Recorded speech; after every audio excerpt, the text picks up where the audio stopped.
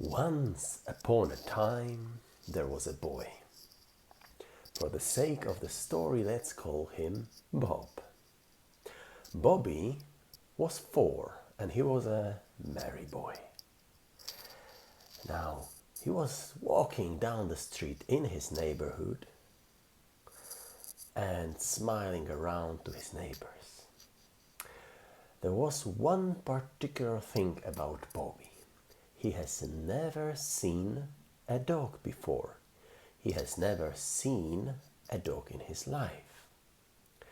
And then suddenly, there was a dog standing in front of him. Bobby was curious. What is this? I've never seen an animal like this. So, with his natural child's curiosity, he walked toward the dog. Now the dog bared his teeth. Bobby said to himself, "He's smiling at me." So he came even closer. Then he put down his tail and started growling. Bobby thought, "He's probably talking to me, although I cannot understand. Let me touch him." And once he touched him, the dog attacked fiercely. Was biting and pulling this way and the other.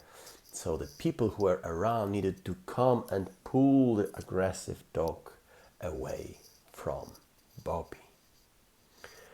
Bobby suffered a trauma, and whenever he heard barking, or would it be even in the cartoon, or he saw a dog, it may even be a picture, he felt the fear.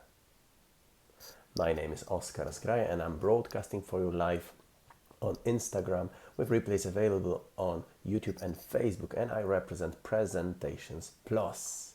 If you are one of those people who are suffering with the fear of public speaking, this may be a place for you.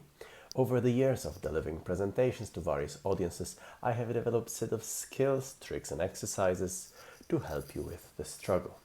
And here I share them with you. This short story of a boy, Bobby, and a dog, I got from the book Trading in the Zone by one Mark Douglas. Now the book is on trading or investing in stock markets. So you would say it is not really connected to presentations or public speaking, though it is, because Mark Douglas in his book went very deep into people's psychology, into men's psychology, how our mind is working, what's happening in the subconscious level. And this example of a boy and a dog can be put onto the presentations very directly. Because see, what happened was that Bobby suffered trauma, and in his head there was at the subconscious level an automated process that would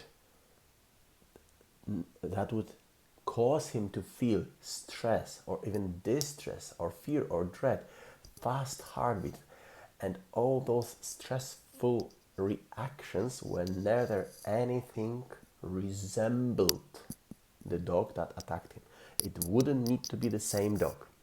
It wouldn't need to be a live dog.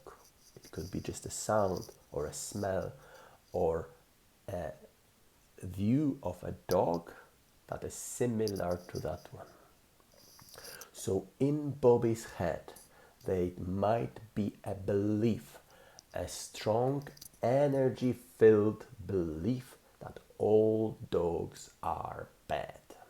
Because he has never seen a dog before, he didn't recognize the warning signs that should prompt him to withdraw, to back off and don't disturb the dog that is showing anger. He didn't know that, and this is his only experience. Now, same for presentations.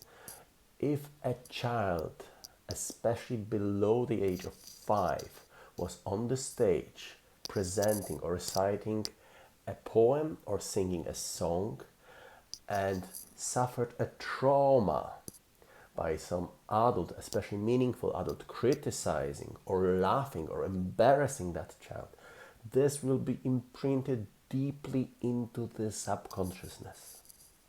And this child, and then the adult, will experience fear of public speaking whenever it is imminent or proposed.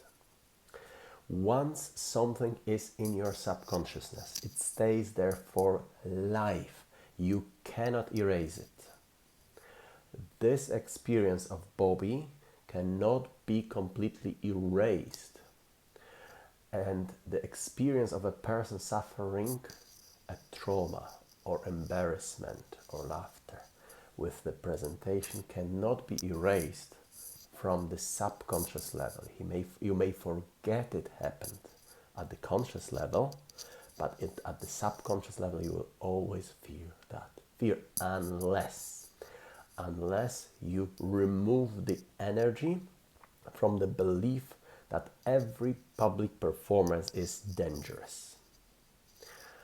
Beliefs cannot be erased, but the energy can be drained from them and put into another place. Just imagine the belief that there is Santa Claus.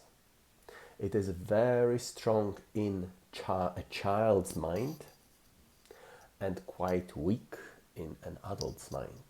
It is still there, but it doesn't have the energy. If you tell a 4 or 5 or 6-year-old that there's a Santa waiting at the door and asking for him or her,